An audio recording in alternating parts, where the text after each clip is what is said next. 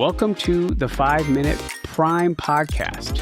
Quick, actionable tips to master personal finance and real estate investing.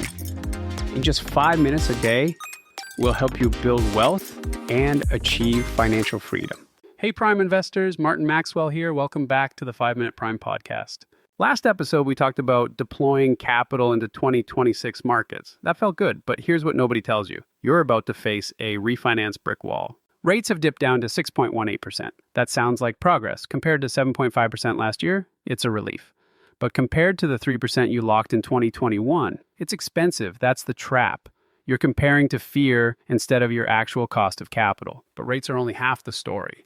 Lenders have quietly changed the entire playbook. The 80 LTV standard that everyone preached, dead. The equity requirements, tighter than 2023. And according to the Federal Reserve's latest lending survey, banks have actively tightened standards on commercial real estate. If your portfolio was built under the old rules, you're about to get a reality check. This is your portfolio's IQ test. Pass it, and you refinance into 2026. Fail it, and you're stuck. Let's talk numbers, real numbers. Current refinance rates are 6.18 to 6.35% for a 30-year fixed, according to Freddie Mac's latest data. Here's the math you need to know. That $300,000 loan at 3%, $1,265 a month. That same loan today at 6.35%, $1,920 a month. That's an extra $655 a month, times 360 payments. You're looking at nearly $240,000 in additional interest just to access your equity. Now, Fannie Mae is forecasting rates to end 2026 at 5.9%. The Mortgage Bankers Association is more conservative. They're saying 6.4% for all of 2026. Here's the dangerous assumption everyone's making. That forecast is guaranteed. It's not. The Fed just cut rates in December.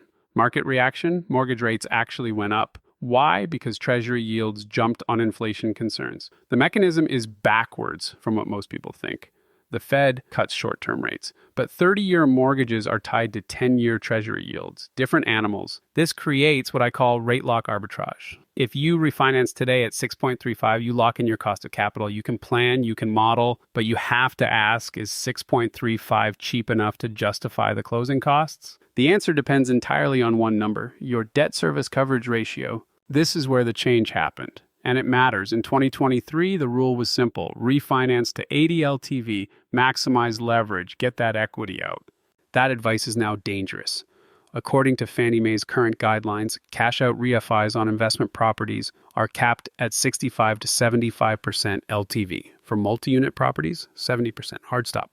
Why the shift? The debt service coverage ratio, DSCR. Lenders require your DSCR to be at least 1.25. That means if your property generates $12,000 a year in net income, your annual debt service can't exceed $9,600.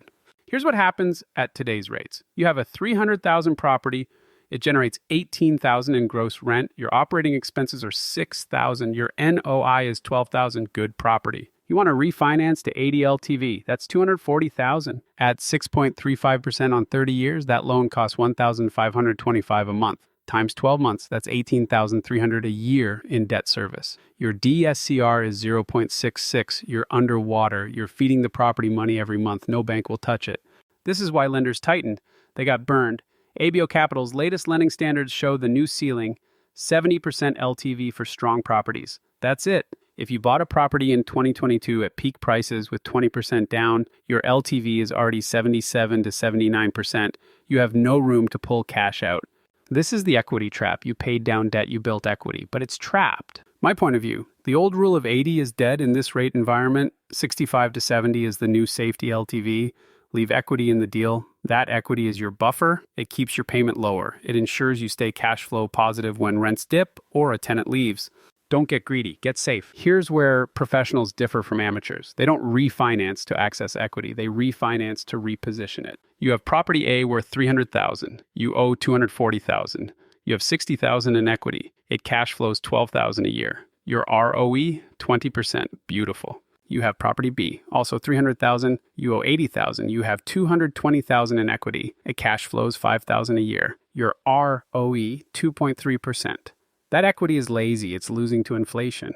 The pro move, you refinance property B at 70 LTV, that's 210,000. You pull out 130,000.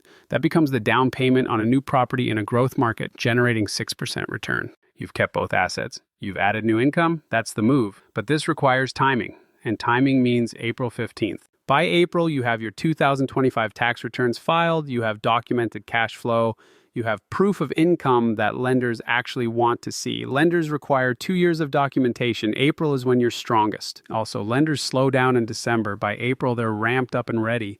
My recommendation, run your pre-qual today. Get the real numbers. But lock the rate in March or April when you have the strongest documentation and lender capacity is highest. Here's the mission. Do this today. Pull your portfolio. Calculate your current LTV on each property. Loan balance divided by current market value. Then calculate your DSCR. Gross rent times 12 minus actual expenses divided by annual debt payment. If you're above 1.25, you're refinanceable. If you're below it, you're not yet. Finally, calculate your ROE, annual cash flow divided by equity. If it's below 5%, that equity is working against you.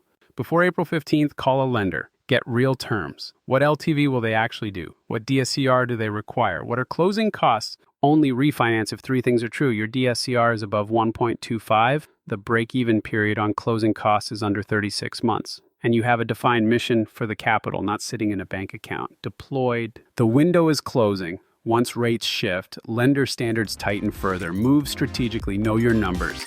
I'm Martin Maxwell. Keep learning, stay strategic, and keep building one step at a time.